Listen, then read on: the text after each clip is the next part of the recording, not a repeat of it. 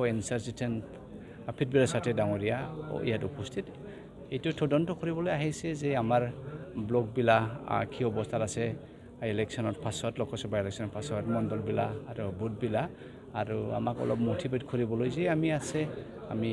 যোৱাবাৰ যেনেকা কোনো পাৰ্টিৰ লগত এলায়েন্স কৰা নাই এবাৰো আমি এলায়েন্স নকৰিব আমি নিজাবগীয়াকৈ খেলিব সব খেলতে হাৰ জিত থাকিব কিন্তু আমি খেলিব আৰু কি ইতিমধ্যে বিপ্লৱৰ প্ৰাৰ্থী মানে ঠিক হৈছে আপোনালোকৰ কোন হ'ব প্ৰাৰ্থী আমাৰ পাৰ্টি এতিয়ালৈকে বাছনি হোৱা নাই এই এক সপ্তাহৰ মাজতে বাছনি হ'ব আমি ইতিমধ্যে ব্লকবিলাক কেনেকৈ মজবুত কৰিব লাগে মণ্ডল আৰু বুথ কমিটিটো কেনেকৈ মজবুত লাগে ইয়াৰ প্ৰতি লাগি আছে আৰু কেণ্ডিডেটটো এক সপ্তাহৰ মাজতে বাছনি হ'ব কিমান পাৰ্চেণ্ট ভোট পাব বুলি আমি এমপিৰ ইলেকশ্যনত বহুত কম পাৰ্চেণ্ট ভোট পাইছে কিন্তু ইয়াৰ পাছত ৰাইজসকলে বুজ পাইছে যিসকলক তেখেত বিশ্বাস কৰি পেলাই ইউ পি পিলক ভোট দি জিকাই দিছিল এই ইউ পি পিলে ৰাইজসকলক ঠগিছে মুছলমানবিলাক ঠগিছে হিন্দু খ্ৰীষ্টানবিলাক ঠগিছে এই গতিকে ইয়াত ইমিডিয়েট ৰিজাল্ট আগত আমি এমপিত এই লোকসভাত যিমান পাইছে ইয়াতকৈ এটলিষ্ট অলপ বেছি পাব লাগে আৰু কি ইয়াত কথা কৈছে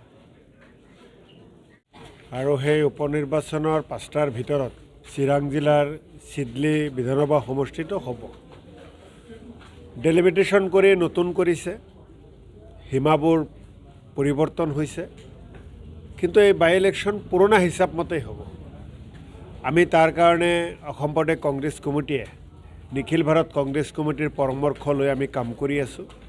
কেইদিনমান আগত মই আহিছিলোঁ আজিও আমাৰ নিখিল ভাৰত কংগ্ৰেছ কমিটিৰ সম্পাদক পৃথ্বীৰাজ প্ৰভাকৰ সাথে ডাঙৰীয়া আৰু অসম প্ৰদেশ কংগ্ৰেছ কমিটিৰ এটা দীঘলীয়া এটা মানে টীম আমি ইয়ালৈ আহিছোঁ আমি ব্লক মণ্ডল আৰু আমাৰ তৃণমূল পৰ্যায়ৰ কৰ্মীসকলৰ লগত দীঘলীয়াভাৱে কথা পাতিছোঁ আপোনালোকে দেখিছে আমাৰ লক্ষ্য উপনিৰ্বাচনত জয়যুক্ত হোৱাটো আমাৰ লক্ষ্য 2025 চনত যিটো বিটিআৰত ইলেকশ্যন হ'ব সেই ইলেকশ্যনত আমি যাতে নিৰ্বাচনত জয়যুক্ত হ'ব পাৰোঁ আমাৰ লক্ষ্য 2026 অসমত বিধানসভা নিৰ্বাচন হ'ব তাতে আমাৰ চৰকাৰ বনোৱাৰ লক্ষ্য ৰাইজৰ আশীৰ্বাদ আমাক লাগে গতিকে এতিয়া কংগ্ৰেছ দল ৰাহুল গান্ধী ডাঙৰীয়াৰ নেতৃত্বত সমগ্ৰ ভাৰতবৰ্ষতে যথেষ্টখিনি আগতকৈ অৱস্থা ভাল হৈছে ৰাইজে আঁকোৱালি লৈছে অসমতো কংগ্ৰেছ দল লাহে লাহে আগৰ দিনতকৈ শক্তিশালী হ'ব ধৰিছে এটা দিন পাৰ হৈছে মানে কংগ্ৰেছৰ শক্তি বৃদ্ধি হৈছে বিটিআৰৰ কথা যদি আপোনালোকে কয়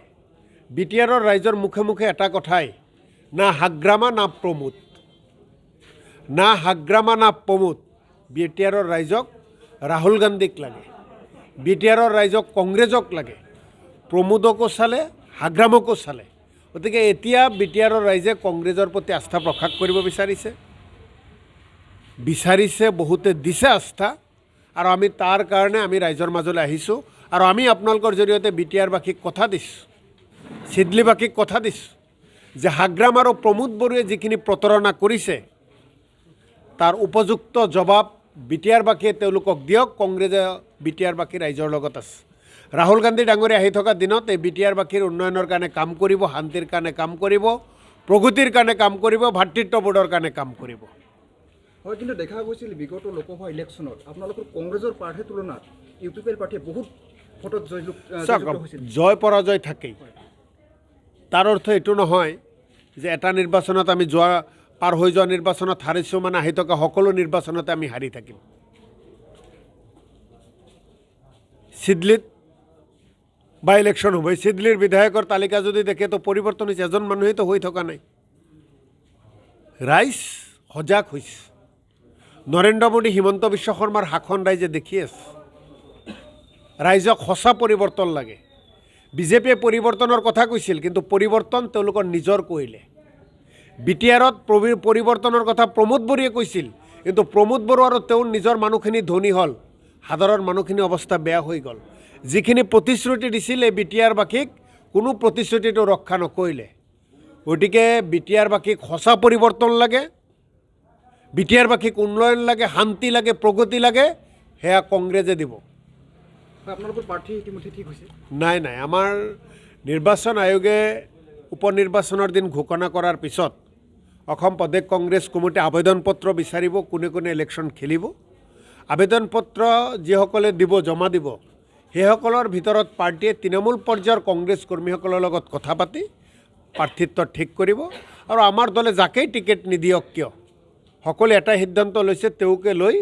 সকলোৱে আগবাঢ়িব আৰু এইবাৰ আমি চিডলিত যিকোনো প্ৰকাৰেই হওক ৰাইজৰ ঘৰে ঘৰে যিমানেই কষ্ট নকৰি হওক কষ্ট কৰিব সকলোৱে এটা কথাই কৈছে আমি কষ্ট কৰিম আৰু চিডলি এইবাৰ কংগ্ৰেছক জয়যুক্ত কৰিম কংগ্ৰেছ কৰ্মীৰ মনৰ কথা